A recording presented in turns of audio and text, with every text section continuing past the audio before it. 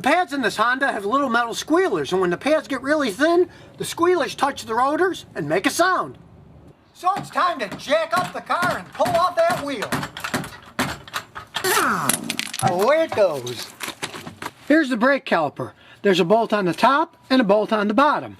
You just remove the two bolts, hit them hard to loosen them, then finish taking the bolts off and pull the caliper off.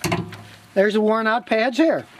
Now you can see in these pads, there's hardly any pad material left. It should be about this thick, and there's only about, less than a quarter of a dime's worth left.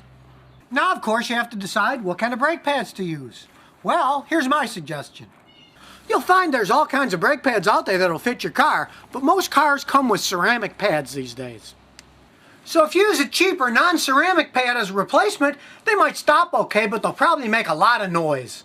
So I personally use Akabono ceramic pads when I do a brake job. They might spell their name funny, but they make great pads. Now with this Honda, the hardest part is getting the piston to go back in. You'll notice it has a hash mark. That's for a special tool to go into. And that's because on this Honda, the rear discs are also the emergency brake. You need a special tool like this that fits into the groove so you can turn it and squeeze it in at the same time. On this type of setup, do not use a giant pair of pliers to squeeze it in. I've seen guys do that and you'll ruin the caliper and it'll cost you hundreds of dollars for a new caliper. As you can see, the tool's easy to use. You just slide it into the caliper and then tighten it up.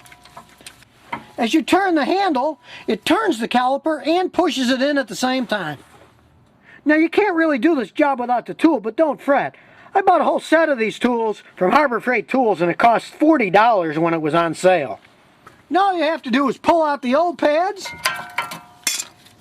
and put the new ones in.